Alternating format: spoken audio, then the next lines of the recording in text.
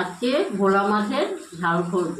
এ দেখো মাছগুলো প্রথমে ভেজে নিচ্ছি, তারপরে এই যে সর্ষে পোস্তটাও বেটে নিয়েছি, আর পেঁয়াজটা কুচিয়ে নেব। কুচিয়ে নিয়ে ভোলা মাছ একটু কম থাকার জন্য কয়েকটা কাতলা মাছেরও টুকরো নিয়ে নিয়েছি। হ্যাঁ, মাছটা ভাজা বসেছি। মাছটা ভাজা হয়ে গেলে একটু কালো জিরে দেবো, পেঁয়াজ কুচি দেবো, দিয়ে একটু পেঁয়াজটা লাল লাল ভাজা হবে। তারপর সর্ষে পোস্ত বাটাটা দিয়ে নুন হলুদ দিয়ে একটু সামান্য মিষ্টি দেবো, দিয়ে লাস্টে একটু কাঁচা তেল দিয়ে নামিয়ে দেবো। তবে রান্নাটা করছি, দেখতে থাকো। দেখো মাছগুলো ভাজা হয়ে গেছে, একটু কালো জিরা দিয়ে দিলাম। এবারে পেঁয়াজ কুচিগুলো দিয়ে দেব,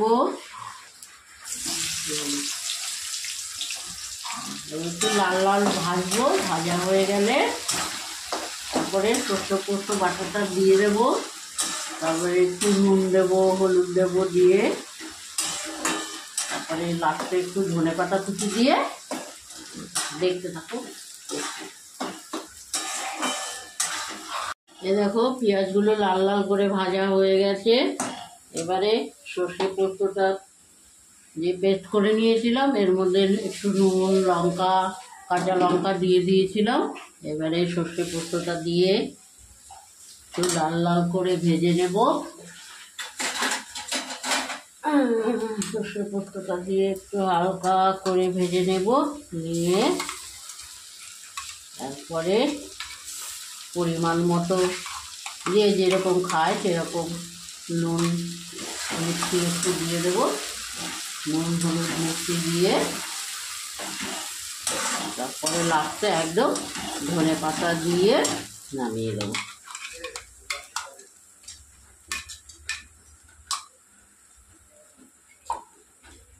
একটু জল দিয়ে নিলাম, আবার বেশি কড়া হয়ে গেলে তেতো হয়ে যাবে তো।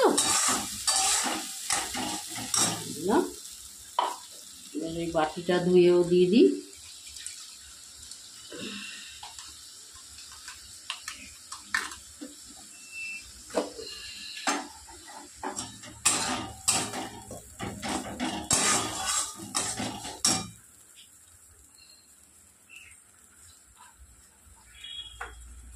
এই দেখো হলুদ দিলাম, দু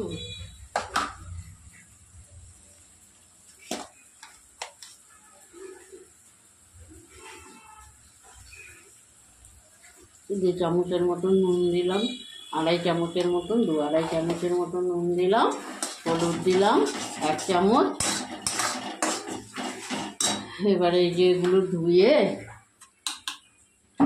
বাটিগুলো ধুয়ে এটা সর্ষে পোস্তটাও মোটামুটি কষানো হয়ে গেছে।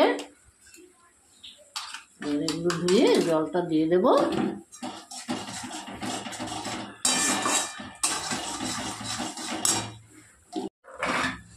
এই দেখো ঝোলটা ফুটে গেছে। এবার আমি এক এক করে মাছগুলো সব দিয়ে দিচ্ছি।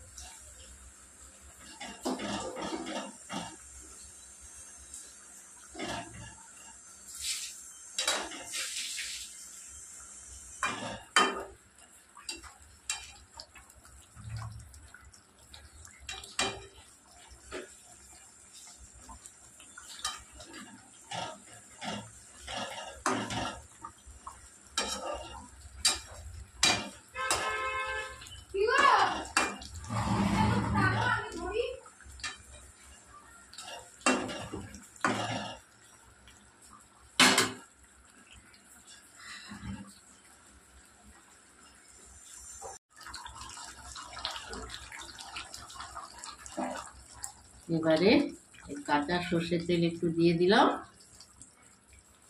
ব্যাস, আমার মাছ রান্না করা শেষ। আমার রান্না মোটামুটি শেষ।